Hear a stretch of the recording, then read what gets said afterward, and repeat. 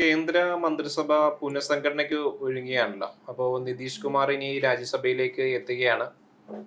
അതോടൊപ്പം തന്നെ ആം, ബീഹാറിലെ പുതിയ മുഖ്യമന്ത്രി അധികാരത്തിലേക്കും. അതോടൊപ്പം തന്നെ FCRയുമായി ബന്ധപ്പെട്ടുകൊണ്ട് ആശങ്കകൾ പരിഹരിക്കാനായിട്ട് BJP കൂടുതൽ ആം, നടപടികളിലേക്ക് കിടക്കുകയാണ്. അപ്പോൾ അതിനെ എങ്ങനെ നോക്കിക്കാണുന്നു? ബീഹാറിലെ പ്രശ്നം എന്ന് പറഞ്ഞു കഴിഞ്ഞാല് ബീഹാറിന്റെ ചരിത്രം മാറുകയാണെന്ന്. അവിടെ നിതീഷ് കുമാറിന്റെ ഒരു വലിയ സാമ്രാജ്യമായിരുന്നു, അദ്ദേഹത്തിന്റെ പാർട്ടിയുടെ വലിയ സാമ്രാജ്യമായിരുന്നു. ഒരു പിന്നോക്ക സമുദായ ഒരു നേതാവ് എന്നുള്ള നിലയിൽ അദ്ദേഹം അടക്കി ഭരിച്ചിരുന്നതാണ്. ലാലു പ്രസാദിനോടൊപ്പം വന്ന ശേഷവും ഒക്കെ ആണെങ്കിലും പിന്നീട് മാറി അദ്ദേഹം സ്വന്തമായിട്ട് ഒരു സാമ്രാജ്യം കെട്ടിപ്പടുത്ത ആളാണ് നിതീഷ് കുമാർ എന്ന് പറയുന്നത്. പിന്നെ അദ്ദേഹം BJPയുമായിട്ട് വളരെ സഖ്യത്തില് മത്സരിക്കുകയായിരുന്നു. അങ്ങനെ ലാലു കുടുംബത്തെ സർവാധിപത്യം അവസാനിപ്പിച്ച് അങ്ങനെ ലാലുവിനെ മാറ്റിയ ശേഷമാണ് ഈ നിതീഷ് കുമാർ BJP സഖ്യം ഇതിലേക്ക് വരുന്നത്. ബീഹാർ രാഷ്ട്രീയത്തിൽ വളരെ സജീവമായിട്ട് നിൽക്കുകയായിരുന്നു. ഇപ്പൊ അവിടെ നിന്ന് നിതീഷിന്റെ ഏതാണ്ട് ഒരു ടൈം പൂർത്തിയായി. അദ്ദേഹത്തിന് അവിടുത്തെ ഒരു കാലാവധി സമയങ്ങളുണ്ടല്ലോ, അങ്ങനെ പല ടൈമുകളിൽ ഒന്ന് അദ്ദേഹം പൂർത്തിയാക്കിയ ശേഷം അദ്ദേഹം അവിടുന്ന് മാറിക്കൊടുക്കുകയാണ്. ഇന്ന് അദ്ദേഹത്തിന്റെ അവസാന മന്ത്രിസഭാ യോഗമാണ്. അദ്ദേഹത്തിന്റെ അധ്യക്ഷതയിൽ ചേർന്ന മുഖ്യമന്ത്രി എന്ന നിലയിൽ ചേർന്ന അവസാനത്തെ മന്ത്രിസഭാ യോഗം നടക്കുകയാണ്. അതിനുശേഷം BJPക്ക് അധികാര കൈമാറ്റം നടക്കുകയാണ്. അവർക്കാണല്ലോ ഭൂരിപക്ഷം ഉള്ളത്. അതുകൊണ്ട് BJPക്ക് സ്വാഭാവികമായിട്ട് അധികാര കൈമാറ്റം നടക്കുകയാണ്. സാമ്രാട് ചൗധരി ഇന്ന് പുതിയ മുഖ്യമന്ത്രിയായിട്ട് ബീഹാറിൽ ചുമതലയേക്കുമെന്നാണ് പറയുന്നത്. വലിയ മാറ്റമാണ്. BJPയെ സംബന്ധിച്ചിടത്തോളം അവർക്ക് കിട്ടിയ ഒരു വലിയ ബോണസാണ്, ഒരു പ്ലസ് പോയിന്റ് ആണ് ബീഹാർ നിയമസഭ എന്ന് പറയുന്നത്. എത്രയോ വർഷങ്ങൾക്ക് ശേഷം അവരുടെ ഭരണം വരികയാണ്. പ്രധാനപ്പെട്ട നേതാക്കന്മാരെല്ലാം അവിടെ ഉണ്ട്, ബീഹാർ കേന്ദ്രീകരിച്ചെന്നുണ്ട്. അതേപോലെ അതോടൊപ്പം തന്നെ തമിഴ്നാട് ഇന്ന് അവർക്ക് വലിയ പ്രധാനപ്പെട്ട സ്ഥലമാണ്. അവരുടെ ഇലക്ഷന്റെ പ്രകടന പത്രിക അവിടെ പുറത്തിറക്കുകയാണ്. അവിടെ BJPയുടെ ദേശീയ അധ്യക്ഷൻ അവിടെ ഉണ്ട്. പിന്നെ അമിത്ഷാ വരുന്നു എന്നാണ് പറയുന്നത്. അമിത്ഷായാണ് അത് പുറത്തിറക്കുന്നെന്ന് പറയുന്നു. അപ്പൊ അങ്ങനെ അവരെ സംബന്ധിച്ചുള്ള വളരെ ക്രൂഷ്യലായ സമയമാണ്. ഇപ്പൊ ബീഹാറിൽ നിന്ന് ഇനിയിപ്പോ നിതീഷ് കുമാറിനെ രാജ്യസഭയിലേക്ക് കൊണ്ടുപോകുന്നതാണെന്ന് പറഞ്ഞത്. വളരെ സീനിയർ പോസ്റ്റ് നേതാവാണ്, രാജ്യസഭയിലേക്ക് കൊണ്ടുപോവുകയാണ്. രാജ്യസഭയിലേക്ക് കൊണ്ടുപോകുക എന്ന് പറഞ്ഞാൽ സ്വാഭാവികമായിട്ടും അദ്ദേഹത്തെ കേന്ദ്ര മന്ത്രിസഭയിൽ ഉൾപ്പെടുത്തുക, കേന്ദ്ര മന്ത്രിസഭയിൽ ഏറ്റവും പ്രധാനപ്പെട്ട ഏതെങ്കിലും സ്ഥാനത്തേക്ക് കൊണ്ടുവരിക, അത് തന്നെയായിരിക്കും അവരുടെ ഉദ്ദേശം. തീർച്ചയായിട്ടും അദ്ദേഹം ഒരു അർഹനുമാണ്. ഇതോടൊപ്പം തന്നെ വളരെ വിശ്വസനായിട്ട് നിന്ന ആളാണ്. അപ്പൊ തീർച്ചയായിട്ടും അപ്പൊ എന്ന് പറഞ്ഞു കഴിഞ്ഞാല് ഒരു പുനഃസംഘടന വരും. കേന്ദ്ര മന്ത്രിസഭ ഒരു ചെറിയ പുനഃസംഘടനയ്ക്കുള്ള സാധ്യതയുണ്ട്. അപ്പൊ ഇദ്ദേഹത്തിന് എന്ത് പോസ്റ്റാണ്, ഏത് തസ്തികയിലേക്കാണ്, തീർച്ചയായിട്ടും ക്യാബിനറ്റ് റാങ്ക് ഉണ്ടാകും. അപ്പൊ ഏത് തസ്തികയിലേക്കാണ് അല്ലെങ്കിൽ അദ്ദേഹത്തിന് കൊടുക്കാൻ പോകുന്ന പോർട്ട്ഫോളിയോ വകുപ്പ് ഏതാണെന്നുള്ളതാണ് ഇപ്പൊ അതിൽ മാത്രമേ സംശയമുള്ളൂ. ഒരു ചെറിയ പുനഃസംഘടന ഉണ്ടാകും. ഈ പുനഃസംഘടനയുമായിട്ട് ബന്ധപ്പെട്ടാണ് കേരളവുമായിട്ട് ബന്ധപ്പെട്ടും ചില അഭ്യൂഹങ്ങളൊക്കെ ഡൽഹിയിൽ പരക്കുന്നുണ്ട്.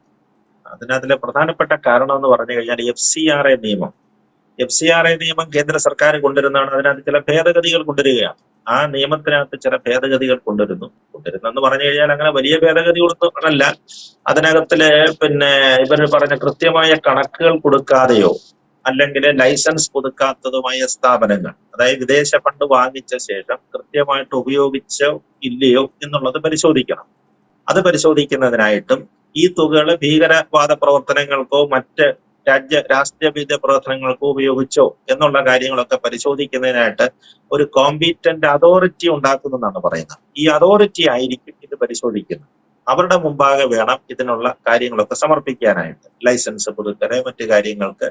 അതേപോലെ തന്നെ ഇവരുടെ മേൽനോട്ടത്തിലുള്ള ഒരു സമിതി ആയിരിക്കും പരിശോധിക്കുന്നത്. ഈ കോമ്പീറ്റന്റ് അതോറിറ്റി എന്ന് മാത്രമേ പറയുന്നുള്ളൂ. അതിന് ജുഡീഷ്യൽ സ്വഭാവമുണ്ടോ, അർദ്ധ ജുഡീഷ്യലാണോ, അല്ലെങ്കിൽ മറ്റ് രാഷ്ട്രീയ പ്രതിനിധികളാണോ, അത്തരം കാര്യങ്ങളെ കുറിച്ചൊന്നും വ്യക്തത വന്നിട്ടില്ല. ഒരു അതോറിറ്റിയുടെ മുമ്പാകെ ഇതിന്റെ പരിശോധന വരുമെന്നാണ് പറയുന്നത്. അപ്പൊ അതിനെക്കുറിച്ചാണ് ഇപ്പൊ വലിയ ആശങ്ക നിൽക്കുന്നത്. അതിന് ഏറ്റവും കൂടുതൽ ആശങ്ക വന്നത് കേരളവുമായിട്ട് ബന്ധപ്പെട്ടാണ്. ഇപ്പൊ കേരളത്തിലെ സഭകളാണ്, പ്രത്യേകിച്ച് ക്രൈസ്തവ സഭകളാണ് ഇക്കാര്യത്തിൽ വലിയ ആശങ്ക ഉയർത്തുന്നത്. അവരെ കണക്ക് പറയുകയാണെങ്കിൽ അവർക്ക് വളരെ കുറച്ച് ശതമാനമേ ഉള്ളൂ. അവരേതാണ്ട് ഈ മൊത്തം വാങ്ങിക്കുന്ന ഫണ്ടിൽ ഏതാണ്ട് ഒരു 10-ൽ താഴെ ശതമാനം മാത്രമേ അവർ കൈപ്പറ്റുന്നുള്ളെങ്കിലും ഏറ്റവും കൂടുതൽ ആശങ്ക പ്രകടിപ്പിക്കുന്ന ക്രൈസ്തവ സഭകളാണ്.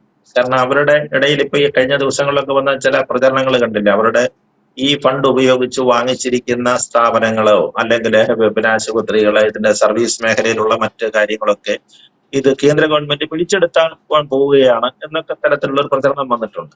അത് ക്ലാരിഫൈ ചെയ്യുന്നതിനായിട്ട് അവസാനം കേന്ദ്രമന്ത്രിക്ക് തന്നെ വരേണ്ടി വന്നു. കേന്ദ്രമന്ത്രി, ഇതിന്റെ ചുമതലയുള്ള കേന്ദ്രമന്ത്രി കിരൺ റിജ്ജു തന്നെ വന്ന് കേരളത്തിൽ വന്ന് പ്രധാനപ്പെട്ട സഭാ മേലധ്യക്ഷന്മാരോടൊക്കെ പറഞ്ഞു മനസ്സിലാക്കിയിട്ടുണ്ട്. നമുക്കിതിനെക്കുറിച്ച് വിശദമായിട്ട് ചർച്ച ചെയ്യാം. പക്ഷെ അത് തെരഞ്ഞെടുപ്പിൽ ഒരു വലിയ ആയുധമായിട്ട് മാറി. തെരഞ്ഞെടുപ്പിന്റെ 2 ദിവസം മുമ്പായിരുന്നത് കൊണ്ട് വലിയ ആയുധമായിട്ട് മാറി. അപ്പൊ അതിനെ തുടർന്നാണ് പാലാ, പൂഞ്ഞാർ മണ്ഡലങ്ങളിലൊക്കെ ചില ആളുകള്, ചില സഭാ മേലധ്യക്ഷന്മാരൊക്കെ ചില ഉപദേശങ്ങളൊക്കെ കൊടുക്കുകയും ചിലർക്കൊക്കെ വോട്ട് ചെയ്താൽ മതി, ചിലർക്കൊന്നും വോട്ട് ചെയ്യരുത് എന്നൊക്കെ പറഞ്ഞൊക്കെ ചില പ്രചരണങ്ങളൊക്കെ ഉണ്ടായിരുന്നുണ്ട്. അപ്പൊ അതിന്റെ പേരില് ഷോൺ ജോർജ്, PC ജോർജ്, ഷോൺ ജോർജ് എന്ന് പറയുന്ന BJP നേതാക്കന്മാരാണ് ഇപ്പൊ ആരോപണത്തിന്റെ ഇതിനകത്തിൽ വന്ന് പെട്ട് കിടക്കുന്നത്. കഴിഞ്ഞ ദിവസം അതിന്റെയൊക്കെ ഒരു പാച്ചപ്പ് ചെയ്യാനുള്ള ചർച്ചകളൊക്കെ നടക്കുകയാണ്. പക്ഷെ ഇതിനിടയിലാണ് നമ്മൾ ശ്രദ്ധിക്കേണ്ട ഒരു മണ്ഡലം ഉണ്ടായത്. കാഞ്ഞിരപ്പള്ളി എന്ന് പറയുന്ന ഒരു മണ്ഡലം ഉണ്ടായിട്ടുണ്ട്. കാഞ്ഞിരപ്പള്ളിയിലെ ആയിട്ട് ബന്ധപ്പെട്ട ചില സഭാ നേതാക്കന്മാരാണ് ഇവര് BJPക്കെതിരെ പ്രചരണം നടത്തിയെന്നാണ് ഷോൺ ജോർജിന്റെയൊക്കെ ആരോപണം, PC ജോർജിന്റെയൊക്കെ ആരോപണം. അവർ UDF വോട്ട് ചെയ്യാൻ, അല്ലെങ്കിൽ കോൺഗ്രസ് സ്ഥാനാർത്ഥികൾക്ക് വേണ്ടി വോട്ട് ചെയ്യാൻ ആവശ്യപ്പെട്ടു, അല്ലെങ്കിൽ BJPക്ക് വോട്ട് ചെയ്യരുത്, ഈ FCRA നിയമം ക്രിസ്ത്യാനികൾക്കെതിരായിട്ട് കൊണ്ടുവരികയാണ്, അപ്പൊ അതുകൊണ്ട് അവർക്കെതിരെ വോട്ട് ചെയ്യണമെന്നൊക്കെ ആഹ്വാനം ചെയ്തു എന്നാണ്, അത്തരത്തിലാണ് ആരോപണങ്ങൾ വന്നിരുന്നത്. പക്ഷെ കാഞ്ഞിരപ്പള്ളിയിലെ സ്ഥാനാർത്ഥി, അവിടെ സ്ഥാനാർത്ഥിയായിട്ട് മത്സരിച്ചത് കേന്ദ്രമന്ത്രിയാണ്. കേന്ദ്ര സഹമന്ത്രിയായ ജോർജ് കുര്യനാണ് അവിടെ മത്സരിച്ചത്.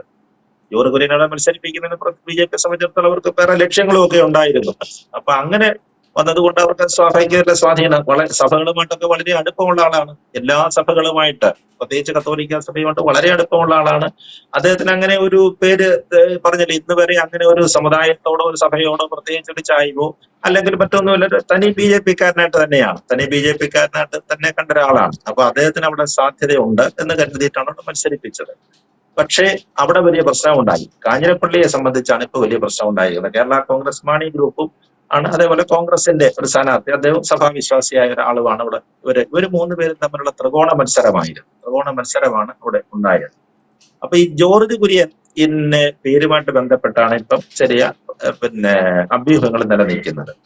ഒരു പക്ഷെങ്കിൽ കേന്ദ്രമന്ത്രിസഭയുടെ പുനഃസംഘടന ഉണ്ടാകുകയാണെങ്കിൽ കേരളത്തിലെ പ്രത്യേകിച്ച് ക്രൈസ്തവ സഭാംഗങ്ങൾക്ക് എന്തെങ്കിലും ആശങ്കയോ മറ്റോ കാര്യങ്ങളോ ഉണ്ടെങ്കിൽ ഈ പറയുന്ന FCRA പരിശോധിക്കാൻ വരുന്ന കോമ്പീറ്റന്റ് അതോറിറ്റിയുടെ ചെയർമാൻ അതിന്റെ തലപ്പത്തേക്കോ അല്ലെങ്കിൽ പ്രധാനപ്പെട്ട ഒരു മെമ്പർ സ്ഥാനത്തെ പ്രധാനപ്പെട്ട ഒരു തസ്തിയിലേക്ക് ജോർജ് കുര്യനെ കൊണ്ടുവന്നാൽ എന്തുകൊണ്ട് എന്നൊരു ആലോചനയാണ് ഇപ്പൊ നിൽക്കുന്നത്. ജോർജ് കുര്യൻ അതിന് ഏറ്റവും സ്യൂട്ടബിൾ ആണെന്നൊരു നാട്ടിലാണ് കാര്യങ്ങൾ പോകുന്നത്. കാരണം എല്ലാവർക്കും സ്വീകാരനാണ് അദ്ദേഹം. കേരളത്തിലെ സഭകൾക്കെല്ലാം, ക്രൈസ്തവ സഭകൾക്കെല്ലാം സ്വീകാരനാണ് അദ്ദേഹം. അപ്പൊ അതുകൊണ്ട് അദ്ദേഹത്തെ ആ തസ്തികയിലേക്ക് കൊണ്ടുവരിക, കോമ്പീറ്റന്റ് അതോറിറ്റി എന്ന് പറയുന്ന ആ തലത്തിലേക്ക് ജോർജ് കുര്യനെ കൊണ്ടുവന്ന ആലോചന നടക്കുന്നു.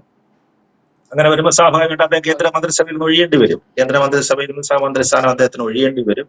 ഇപ്പൊ നിതീഷ് കുമാറിന്റെ പുനഃസംഘടന നടക്കുന്നതിനോടൊപ്പം തന്നെ ജോർജ് കുര്യനെയും അങ്ങനെ മാറ്റിയിട്ട് ഇതൊരു വലിയ തസ്തികയാണ്. കാരണം അവരെ സംബന്ധിച്ചിടത്തോളം അവരുടെ ആശങ്ക പരിഹരിച്ചു കൊടുക്കാൻ, കേരളത്തിലെ സഭകൾ, ക്രൈസ്തവ സഭകൾക്കുള്ള ആശങ്ക പരിഹരിച്ചു കൊടുക്കാൻ പറ്റിയ ഏറ്റവും നല്ല സംവിധാനവും അത് തന്നെയാണ്. അതോടൊപ്പം തന്നെയാണ് ഇപ്പൊ തെരഞ്ഞെടുപ്പ് നടക്കാൻ പോകുന്ന തമിഴ്നാട്ടിലും തെരഞ്ഞെടുപ്പ് നടക്കാൻ പോവുകയാണ്. അവിടെ പ്രധാനപ്പെട്ട 3 മുന്നണികൾ തമ്മിലാണ് മത്സരം. BJP ADMK മുന്നണിയുമായിട്ട് ചേർന്നാണ്. അവിടെ ഒരാൾ മാത്രം മാറ്റി നിർത്തപ്പെട്ടിട്ടുണ്ട്, പഴയ സംസ്ഥാന അധ്യക്ഷൻ അണ്ണാമലയും ഒരു പക്ഷെങ്കിൽ കേന്ദ്രമന്ത്രിസഭയുടെ പുനഃസംഘടനയില് ഇതിനകത്തിൽ വരാൻ സാധ്യതയുണ്ട്. അദ്ദേഹത്തിന് ചിലപ്പോൾ കേന്ദ്രമന്ത്രിസഭയിൽ സ്ഥാനം കിട്ടുമെന്നാണ് ഇപ്പൊ ഡൽഹിയിൽ നമ്മൾ കേൾക്കുന്ന ചില ചർച്ചകൾ.